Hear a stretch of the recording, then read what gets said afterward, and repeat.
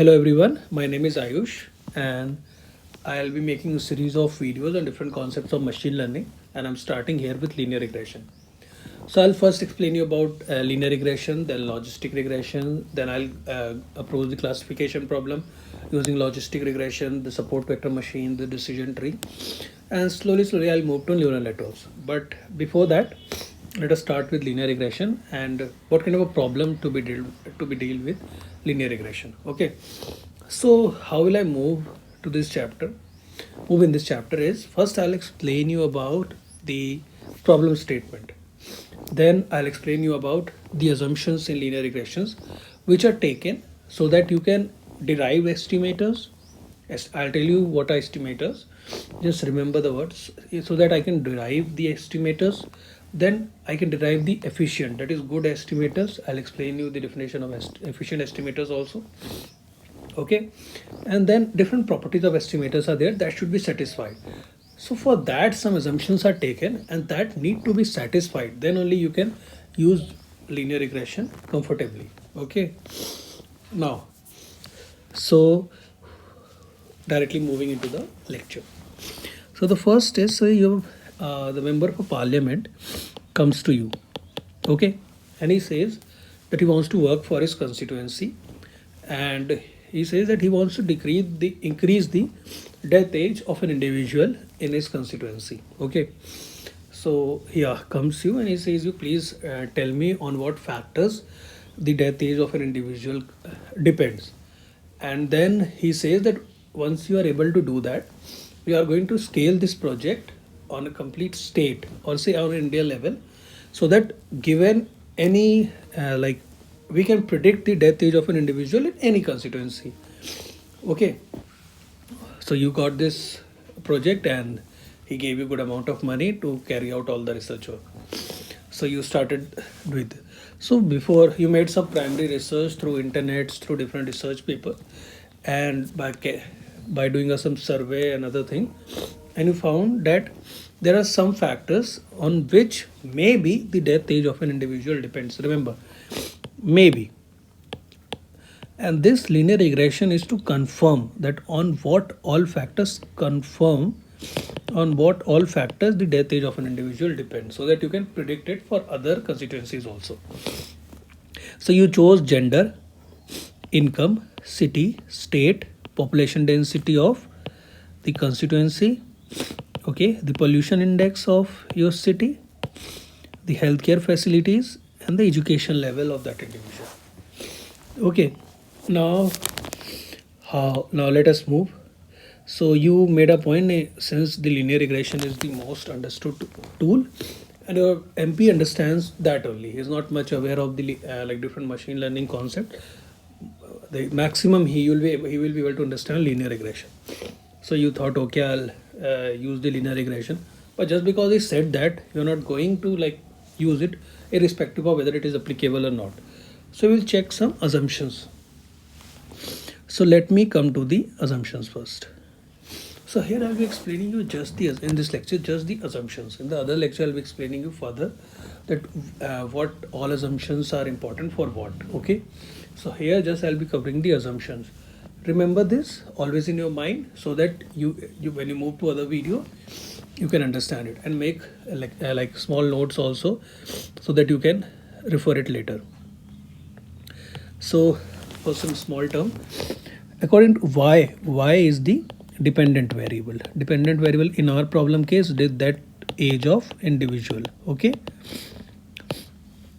so say you collected the data of n sample.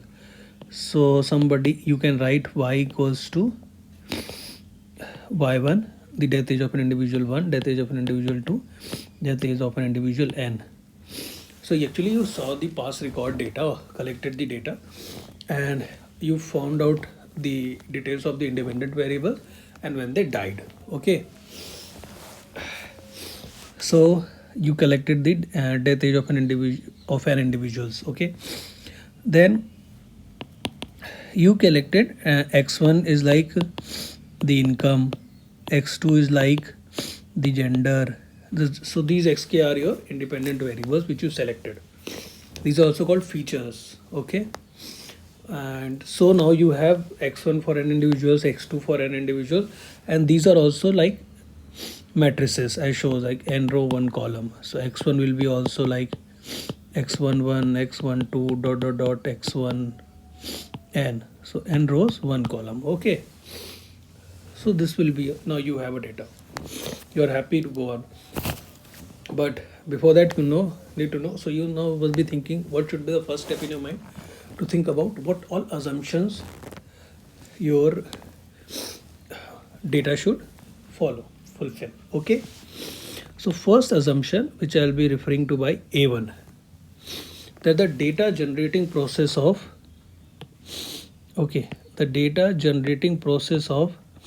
y, x1, x2,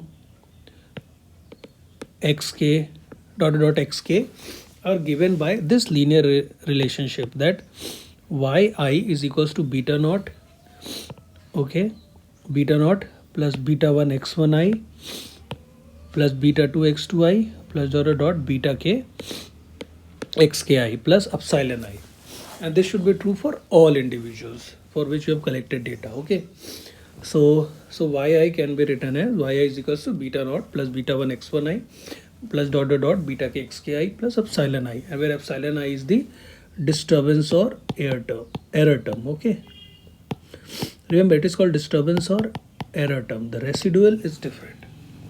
Okay, so now there we will in further lecture read about a statistical test which will help us in checking this particular assumption.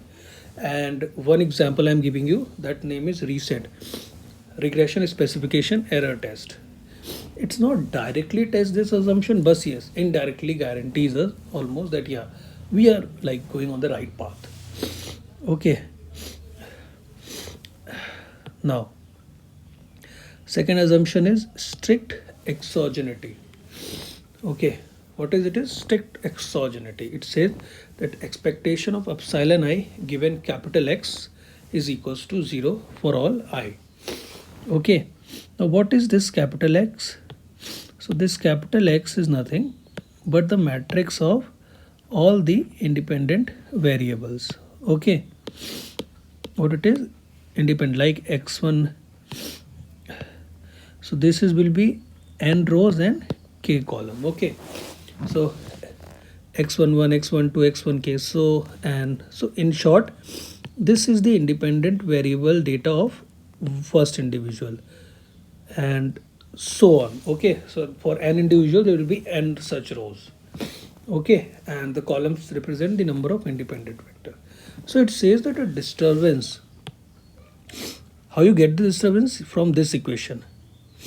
Disturbance calculated here, the disturbance calculated here given your data, if you take this expectation, it will be 0. Okay, and this should be true for all the individuals. And one thing here I must tell you, that what I am telling you with respect to sample, it is basically with respect to population. Okay, getting my point? I'll explain you that also, don't worry. But just remember that first assumption was that you have a data, and those datas are how you got them is through this relation. Yi is equals to, first the joint data generating process is that this should fulfill this relationship, this equation 1. Okay, second, your assumption that strict exogeneity, that expectation of epsilon I given x equals to 0, and we will also check this assumption, and we'll also see mathematically how we arrive to this assumption. Okay, now what is third assumption? Third assumption says that all the independent variables which we have, not a single of them can be represented by a linear combination of other independent variables. What I'm talking about is independent variables. Okay, so it means that somebody says you that it says that I can write xi, say I can write xi as the linear combination of remaining k minus 1 independent variables, that is x2 x3 dot dot dot xi minus 1 xi plus 1 dot dot dot plus k minus dot k. Okay. Okay. So it says he can represent it. If he can represent it, it means that your independent variable can be represented as a linear combination of other variable. Then it's not independent. And it says that, so what does your assumption is that no such relationship should be possible. And this is called no perfect collinearity. So what it is called? No perfect collinearity among independent variables. Okay. No perfect collinearity among independent variables. Okay.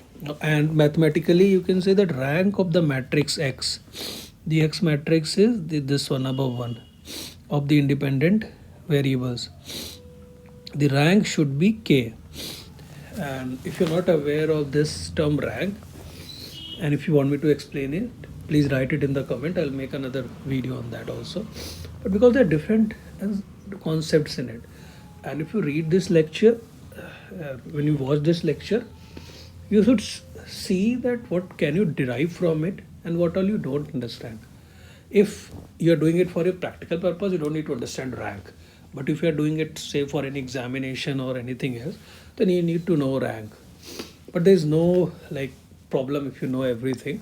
So if you don't understand rank, you can do Google it also. And if you find like why should Google, so then just comment and I'll make another video on this also. Okay. Now rank of X is equals to K. Now the fourth assumption is, and I'm writing it with red pen. If you're also writing it, use another pen. This is important. The fourth assumption is that variance of epsilon I given X is equals to sigma square. Okay, and this should be true for all I. And this assumption is called homoscedasticity. There is a reason that I have used different pen and I'll explain you later. So what does it mean? It means that the epsilon I calculated using that equation, that first equation I told you, that this variance conditioned on given X should be sigma square. That is, it should be constant for all epsilon I. That is, it should not be such that somebody says that variance of epsilon 1 given X is equals to sigma 1 square, say 4. Variance of epsilon 2 given X is equals to sigma 2 square, say 1. No, it should be that variance of epsilon I given X is equals to sigma square for all I. This should have constant. If this and if this doesn't hold, then it is called heteroscedasticity. So your assumption is that homoscedasticity should be there. Okay. There is a reason why homoscedasticity should be there and what to do if homoscedasticity is not there. Okay, we will see that also. What I'm telling you, just try to remember that. So what all I have told and what all different assumptions are there and what happens when this assumption is not fulfilled. This all will be told, but before that you just need to remember these assumptions mathematically. Okay. Now fifth assumption is no serial correlation among disturbance. No serial correlation among disturbance. Okay.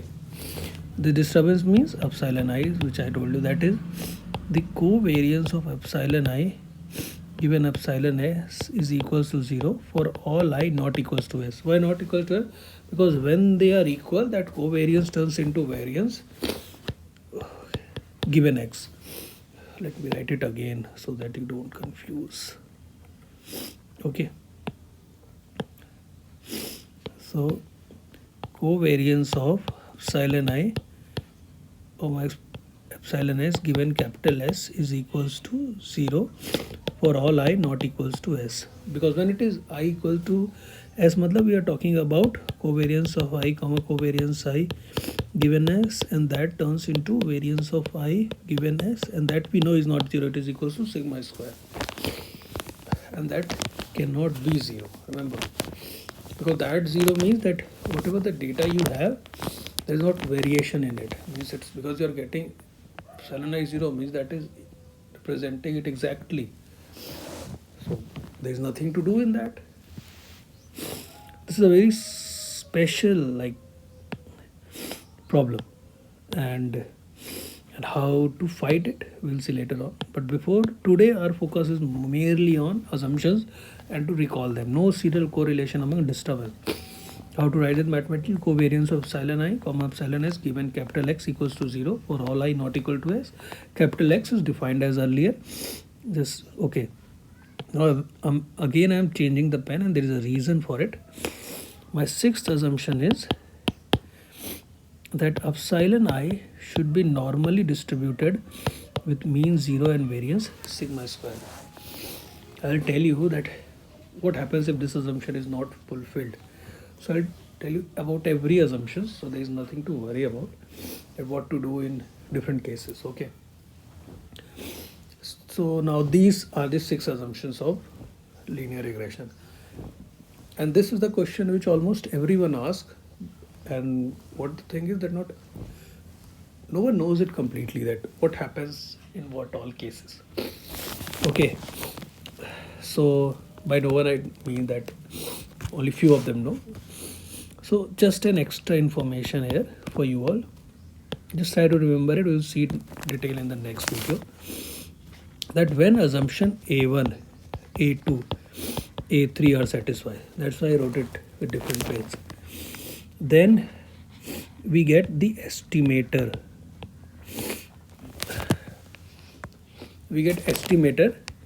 It is unbiased. Okay, and this estimator is got through linear regression estimate, that is OLS, ordinary least square estimator. Okay, I'll tell you what do you mean by ordinary least square So unbiased estimator. Okay, now apart from A1, A2, A3, if A4 and A5 is also satisfied, here only 3 assumptions are satisfied. Say only A1, A2, A3 are satisfied and all other 4 are not satisfied. Then we get the estimator that is unbiased. What is unbiased? Everything will be explained later. Now say A4 and A5 is also satisfied. Then what we get the estimator is not only unbiased but also the variance of the estimators can be estimated by an unbiased estimator. Again, the variance of an estimator can be estimated by an unbiased estimator, and that is the standard deviation of coefficient. Okay, I'll tell you again what does it mean. Just remember the words. And most importantly, when these 5 assumptions are satisfied, then by Gauss-Markov theorem, we say Gauss-Markov theorem.